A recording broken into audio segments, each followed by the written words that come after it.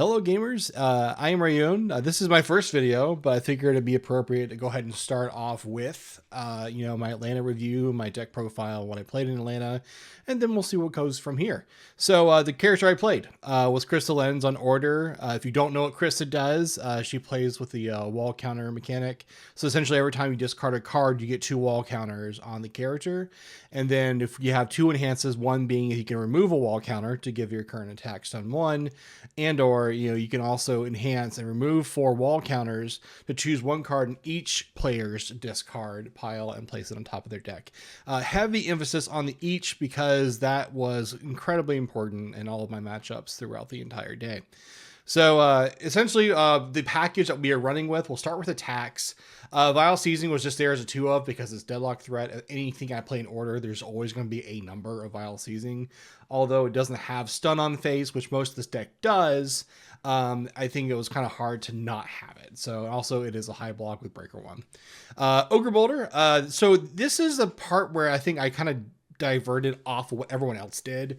Everyone loves Heaven Piercing Ice Wall, and I'm gonna say it right now. In this character, it's awful. Like I want to say that people are really high on it. I will die in this hill. Heaven Piercing Ice Wall is bad in Krista. If you do a Heaven Piercing Ice Wall against the Smiling Titan, they're still going to hit you with a 10 diff, and then you're going to feel stupid. You just hit them with a 3 damage attack. You want to kill them. And so we went ahead and we moved over to a 4 diff, which is Ogre Boulder. Speed is not always like the biggest thing in the world, but most people love to flip cards pretty early, so it's never really that much of an issue. I would say that you're just being a 3 high for a 7 with stun 2 because of Krista makes it an artificial 5 speed anyways, so it's actually pretty strong. This killed a lot of people in all of my matches, so I was very appreciative I did put that one in. Ogre Killer. I think I wanted to play one more of these main board, and I didn't really realize it until like halfway through. This card is insane. It is 3 damage, like Heaven Piercing Ice Wall, but not only it commits a foundation, but it commits their VME, and or it commits any other like area for a kill turn. And also keep in mind with Krista, you can stack it, and this happened, and we'll talk about this in one of our matches where we just went ahead and grabbed Ogre Killer, put it on top, drew it, played it, committed their area, and killed them, because the fact of she works kind of like a toolbox deck. This Ogre Killer came in clutch many times. Shards of Winter, it's a stun deck. So Shards of Winter goes burr pretty much at all times. It's a good 3 of. It drew me a lot of cards, did great. Patchwork Baby, I wish I ran 3 of these. I really do. This card was amazing. This card functioned exactly as it should have. There have been times I wish I had 2 in my hand just to kind of send them out faster, especially if they built into Deadlock. And also sometimes just having that momentum out and just being able to make the attack too fast and or just too big for them to kind of mouth them out, it was great. Now, Pressing the Advantage. This is kind of the key card for the entire deck. I killed a lot of people with this card. And this card also killed me a lot, simply because of the 2 check. We'll talk about this more during the actual review for like how the matches went. But I checked a 2 on the build, on the play against both Godzilla players I played. And so I just died, and that was really awful.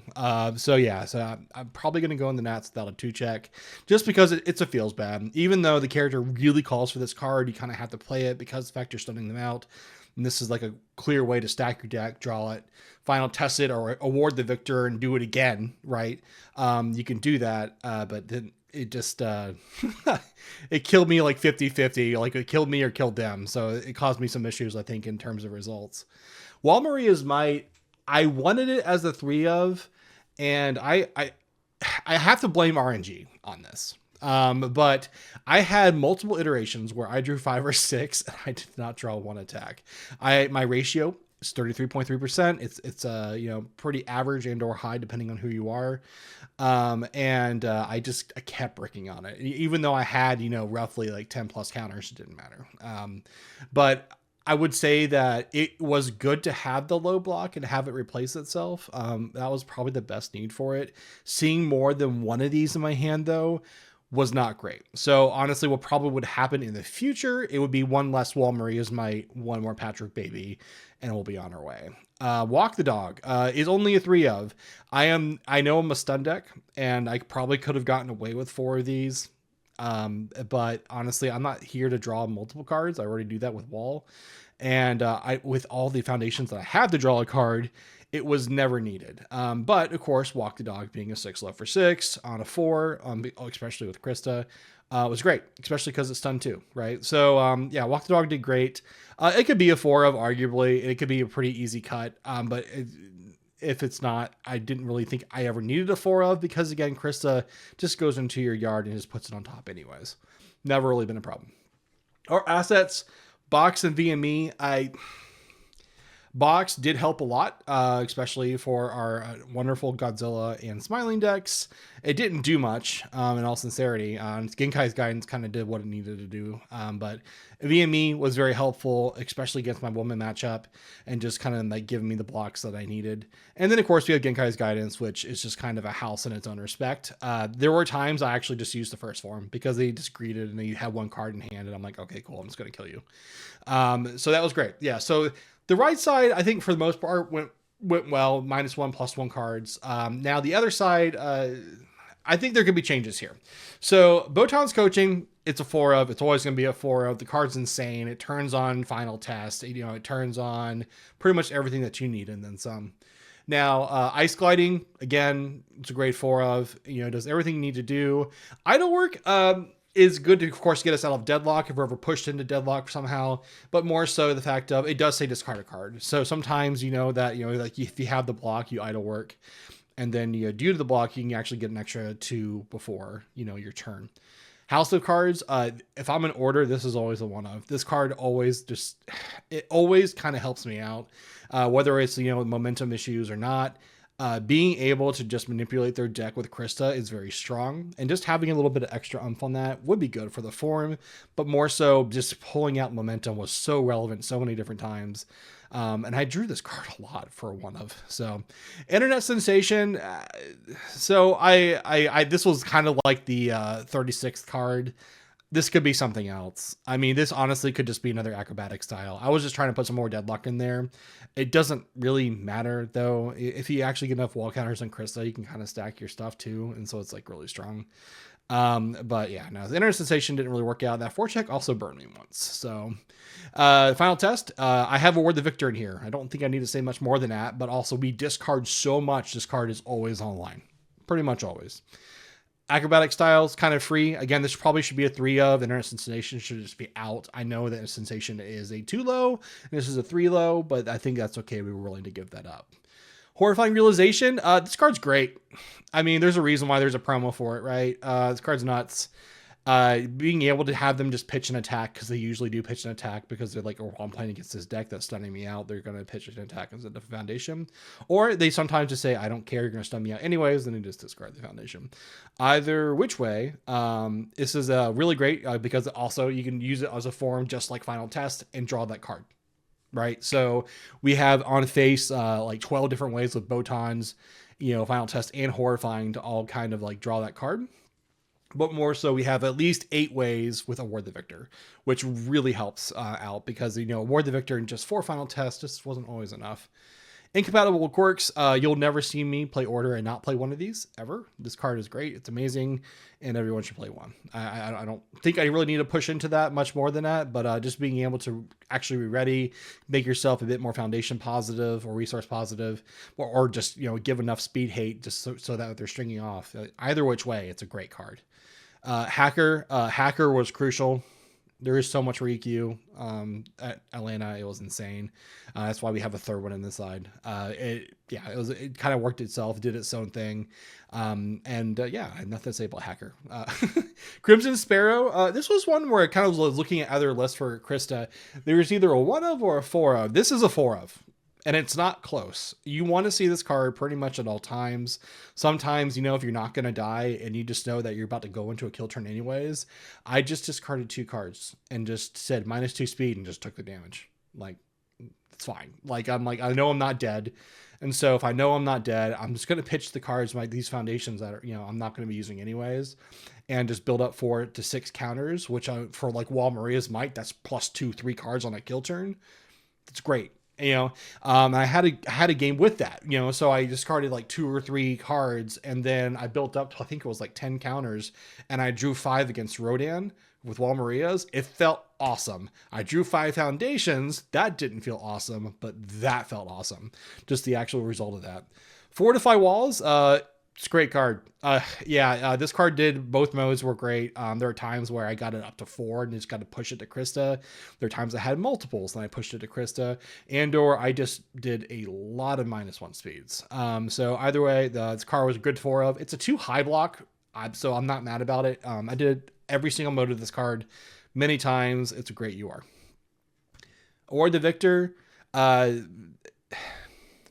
I really like this card. I really like this engine, but this card got me killed because the stupid 2-check. So I'm kind of split on it, but you do need it. It's a 1 high block too. It's just the danger of playing a 2-check. But I will say the War of the Victor package worked great. It definitely killed a few people that just weren't paying attention. And I would probably play it again. So apart from that, the side is pretty straightforward. Can't escape me. Hacker Extraordinaire, an extra one for the Riku matchup. Eden Box, just a bit more for Smiling Titan. Showdown for Smiling Titan. And number 1 for Smiling Titan. So I had 4 cards that always came in for Smiling Titan. And then after that, we had Ogre Killer and Waylay. I don't think the Waylays were needed. I didn't actually ever have to bring them in because the matchup never presented itself. We didn't see any Jiki. I didn't see many Black Abyss decks. Godzilla's all high rolled me, so it didn't really matter. So the Waylay probably could be something else. Probably should be something to combat City Rampage in particular, but that's a different story. So the deck within itself did really well. We went 3 and 5. We had a really rough start. So it's just kind of the way the cookie crumbles.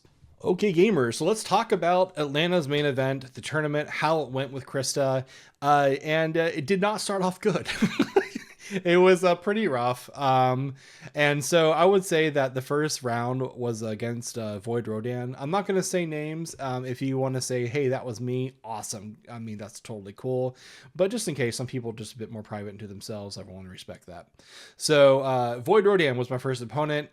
With Krista, this matchup's generally 50-50. Like, it's not awful. It's not bad. You get to stun them out. They still get to do that -B. They can still put a check on top.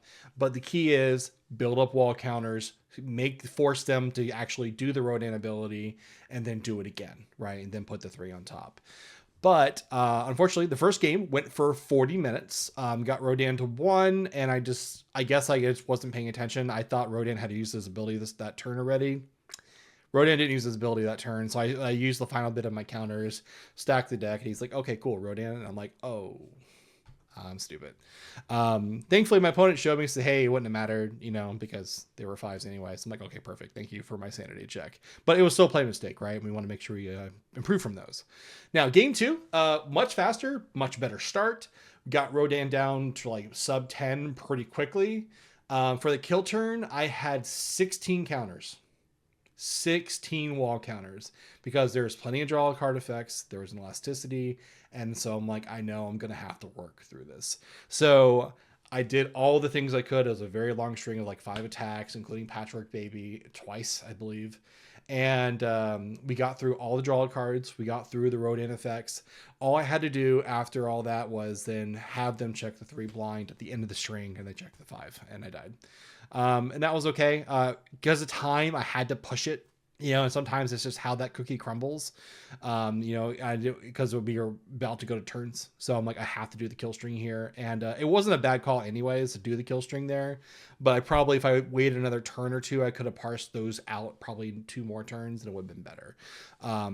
Something I really I want to say before I keep going is playing against Void Rodan, and this was not the mill Void Rodan, just for the record. It's really great to play against Control S decks and not get slow played. Like I played competitive Magic for almost 15 years, especially in the modern era. But the biggest thing about that was, when I played against control players, they always just took 5 ever. Like, it just took the longest amount of time. I always had to get a judge, be like, hey, can you hang around and just tell them to make a play, because they only have 1 card in hand. They're taking like 3 minutes. That has never been the case for me so far in UVS competitive, and that's awesome. So just players in general, thank you. I really appreciate you. Now, round 2 was against Chaos Godzilla. I did a video earlier and I had to stop myself and just stop the recording because I just went on a rant about how much I hate City Rampage. I played against two Godzillas and a Smiling Titan, and all of which high rolled me, and that sucked. It's definitely a negative player experience. It's not fun. But could I side in more in order to stop City Rampage? Yes. So there's two ways that I need to look at this. Like, what can you do to stop, City Rampage twice in a row on turn 2, and then they just murder your face off. But so that's what happened on game 1. They checked to 5, they checked to 6 on the pass through walls, and they killed me. And I'm like, okay, cool. And it doesn't really anger me at all. It's just one of those things. That's what the deck does. If it high rolls you, it high rolls you.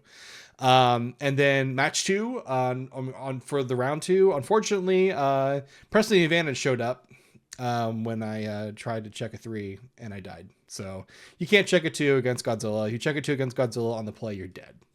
That's really the short end of it. It was a 3-minute match. It was awesome, and I watched a lot of cool games after that, so it was fun. Round 3, so yeah, I'm 0-2 at this point. So like I said, rough start. Round 3 was against a Ryukyu player on all. This was a bit of a rough one because they were telling me how prepped they felt like people were for Ryukyu, and I agree. I mean, Ryukyu was not like the boogeyman, I think people were expecting it out to be, but it did show up, right? It was definitely one of the 3 decks that did show up for Atlanta. But then on top of that, I just think the asset hate was there for a lot of people, including myself, right? We had the Ogre Killer, just one of, should have been in 2 of, but game 2 was that second one was going to come in. So I actually wrote this out on my tournament report for CWC. So what happened with this opponent was on turn 3, I went Patchwork Baby on a 5. I went stun 1, stun 2. Coaching, Crimson Sparrow, did the 4 counters, stacked Ogre Killer that I discarded early, and just put it on top because I checked a 3 somewhere. And put that on top, drew that off the top, and then played the Ogre Killer. And then, of course, to Ogre Killer, you commit their VME, and then you stun 1, you stun 1, you stun 1.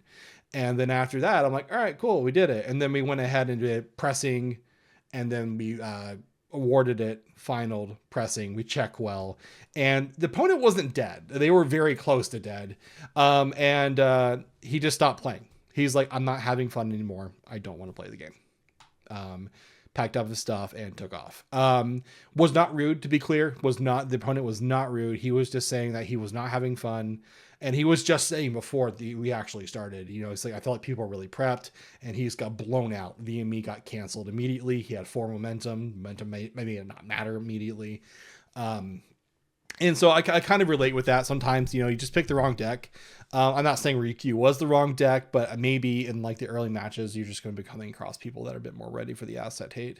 And so he just took off. And so I would have liked for him to wait for me to report it, but that's okay. He was frustrated, and we're all there. So yeah, again, another short match because that was just the first game.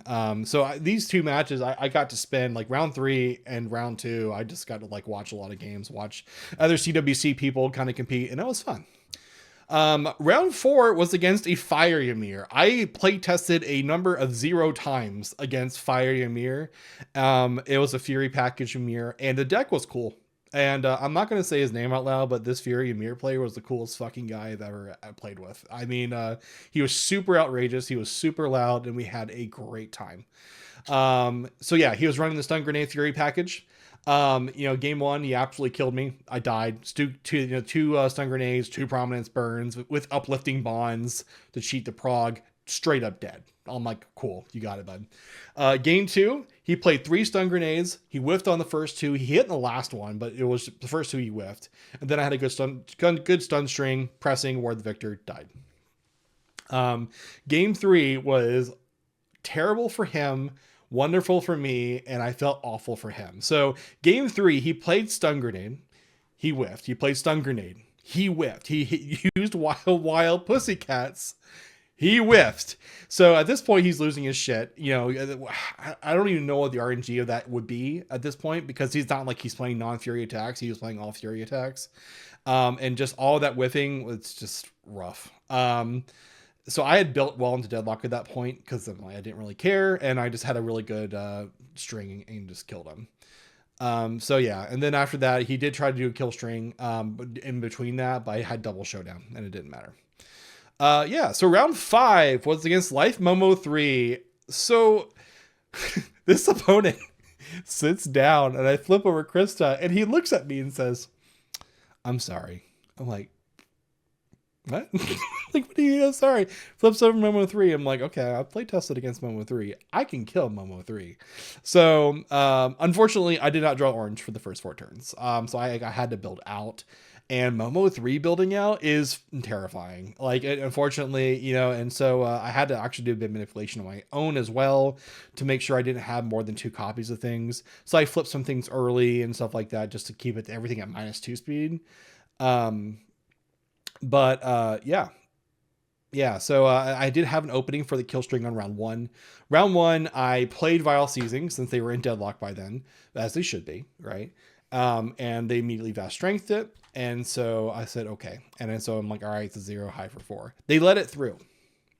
And I'm like, deal. So I award the victor and final test that thing so fast. And I draw it back, put it back on there. And, you know, and I played it deadlocked in hands. I'm like, I'm going to try to kill him. And no, we didn't kill him. Unfortunately, I did make a play mistake here. The play mistake was that I knew what his last card was because he picked it back up the turn before and it never left his hand. And it was a syndicate target. And so when I try to kill him with the pressing the advantage, he plays a syndicate target. I'm like, oh yeah, you had that. So that was on me. But yeah, and so I did have an actual possible chance to kill him, but unfortunately being pressing advantage is my big damage attack. There was no way to make that better. There was no momentum there to improve it. So that was the way that cookie crumbled. And then he's like, he kind of looks at me and says, all right, I'm really sorry. I'm like, why does he keep saying I'm sorry? And he goes to Recovery Girl in Life and Sideboard. And I'm like, shit. And so there's some respect for my opponent here because not only did my opponent just push my shit in with Recovery Girl, but also they never built over 5 foundations. They just stayed at like 5-6 foundations the entire time and just using whatever defensive that they needed to use. That was pretty much the match because pressing did no damage. And pressing not doing damage for Krista is a big deal. Ogre Boulder kind of helps and everything else, but you really, with recovery time, it just didn't work out. And so there was just no damage to be had there, and I died. So yeah, mad props to that one. That sideboard Recovery Girl absolutely killed me. I think if they stayed on Momo 3, and they even said, like, if they stayed on Momo 3, they were like, I'm pretty sure I would have died because I just had a slow start. If I had even an average start against Momo 3, it's a lot better. So. Round 6 was Evil Woman. Cue every Santana thing ever. So my opponent was Chill Dude. So they were just doing the typical resounding screech build with rupture drivers and everything else. They said they promised they don't play all throws, but they hit me with 5 throws in 1 turn. It's true. They only play 6 throws. They just drew them, and I died on the first game. Games 2 and 3 decided in the extra Eden box. And then I just stacked high block after high block on top of their deck. That way that invalidates the woman -3 because they usually went hellbent. They just went to 0 cards and they were like, that's fine. But game 3, they kind of started catching on to that and held 1 card, but most of the time it didn't matter. But the big thing was that I was giving them high blocks. I didn't really care about the 3 check, the 5 check. I just give them the high block, pressing, kill them. And that's exactly what happened. So, but yeah, I died to throws. There was not a lot of throw hate in my deck, and that really showed there. So, ouch. Round 7, I played against, as I named it, Stupid Smiling Titan. Smiling Titan is not as bad of a matchup as you might think. The big thing about Smiling Titan is you want to actually just get a decent block on one of their attacks and then just backswing the crap out of them. Because usually what happens, since they're a 4-check deck, they're going to commit half their board. And when they commit half their board, you stun the rest out, and then you just lay into them with pressing. It's not super hard. It's not super unachievable. It's still probably 40-60 for you because of the fact of Smiling can sometimes just absolutely destroy you. It happens. Yeah, so what happened was for me, round 1, I didn't get the backswing quite what I needed to get to. And then after that in game 2, I brought in new